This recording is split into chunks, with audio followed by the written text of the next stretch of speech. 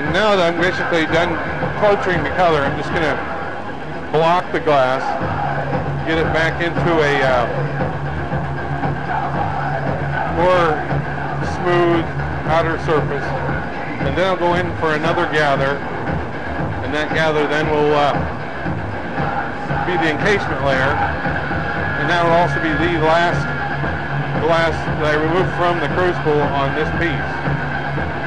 So now I got it nice and warm. The best place to do that is right in front of the burner, right to here to the left-hand side of the glory hole. There's the burner. It's a 100,000 BTU natural gas powered burner. It's got a Bezos safety valve system. It also has a power relay solenoid. Has GFI interrupters. Same kind of stuff as on my other equipment here. Everything else in this studio is run by electricity except for the glory hole.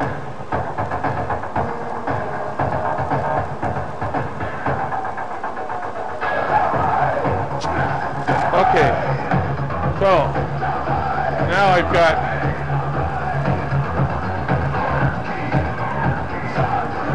a nice looking thing. I'm going to go in and burn off the carbon.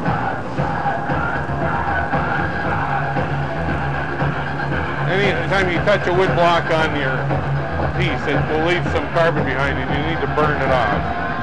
So now, before it gets too cold, go in and get one more gather. I just want a small one here, so I'm going to go in at a steep angle. I'm going to just let it drizzle off. I take my foot off the switch, and I've got a few seconds before it closes. That's by design. I did that with my pneumatic system. Okay.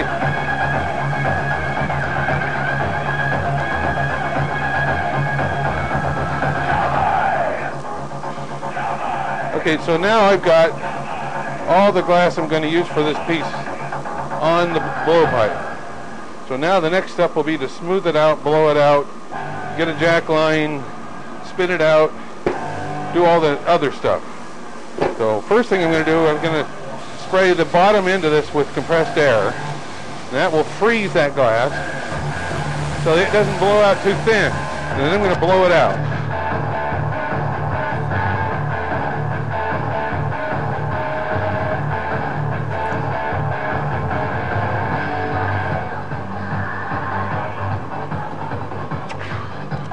Okay. So again, if I was using spruce pine batch or a lot of the glasses that most conventional glass blowers use, I'd be done by now. But this glass doesn't allow me to do that much between steps, so I have to keep going back and reheating. You might ask why I don't switch, and the two reasons. One is I do this in my home, so I don't want to bring powdered chemicals in my home. That many batches contain antimony and arsenic and some lead and some things like that.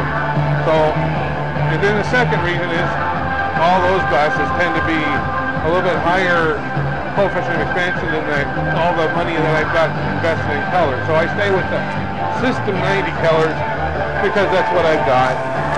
So that's why I stay with the 4C color. Okay, so right now I'm using these metal blades to form what they call a jack line. The jack line is basically where the piece will ultimately be cracked off from this metal blowpipe. You need to do that here in a few minutes. Again, I'll air the bottom to freeze it, give it another blow.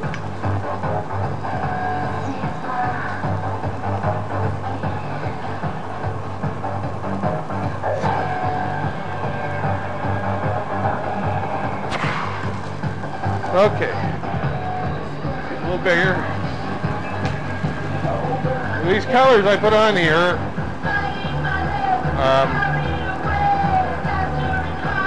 it's a white kind of mother of pearl base. Then the dark blue in there is dark blue aventurine glass. Aventurine has kind of shimmery quality. And then I had a couple other colors, compatible blue colors. on either side. They're going to give each line some character and depth.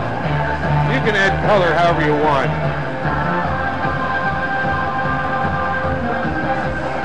I think just adding color for color's sake is probably not the smartest move. A lot of people don't like it colorful, and they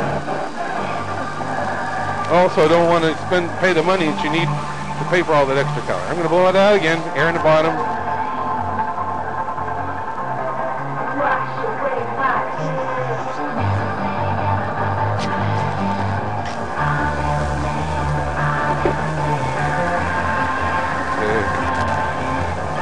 Hopefully, by moving my head around here is not too frantic on you guys, but I have to do it. I don't know how else to show the process. All right, so we'll go in and do that again. Refine the jack line, air to the bottom, blow it out.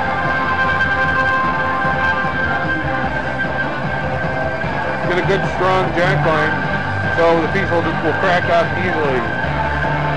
If you have too much glass or too thick, it'll tend to crack off at an angle and give you a big crack that goes throughout your piece, and then your piece is essentially destroyed. So, at which case you just throw it away. Think about this kind of glass. It either ends up in the annealer as art, or it ends up on the floor. Another thing about this kind of art is it's kind of the art form for the people with short attention span.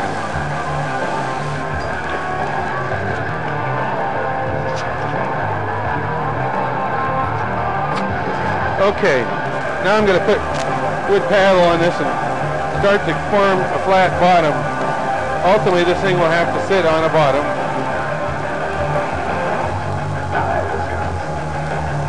Okay, we're almost to the point where I need to transfer this onto a puntile.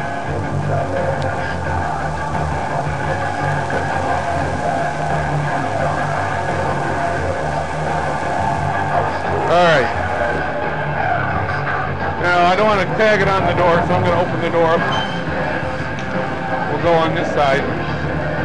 What I'm going to do here is just get it hot and hang it up. Gravity will stretch it out a little bit, but I don't get it all that hot. Just enough to keep it from cracking. So I don't actually want to get it floppy hot. Just take it over here and hang it up. And then go with a puntile. Get a little dab of glue on it. Refine the puntile on the marber there a little bit. Go over, pick up the piece, put it on the bench gently, and attach the puntile to this piece. Then you go in with a wet knife and scribe right around the jack line and hit it with a wood stick. Throw the old piece away. Okay. Now I'm going to do something that most glass blowers don't do, and that's fine. That's cool. But I'll tell you, not every one of my plenty attaches is perfect. I am, after all, a student of glass, so I'm going to go give this plenty kind of a rim job here with my jacks to give a nice edge to it where it'll crack off. When you do this, do not linger.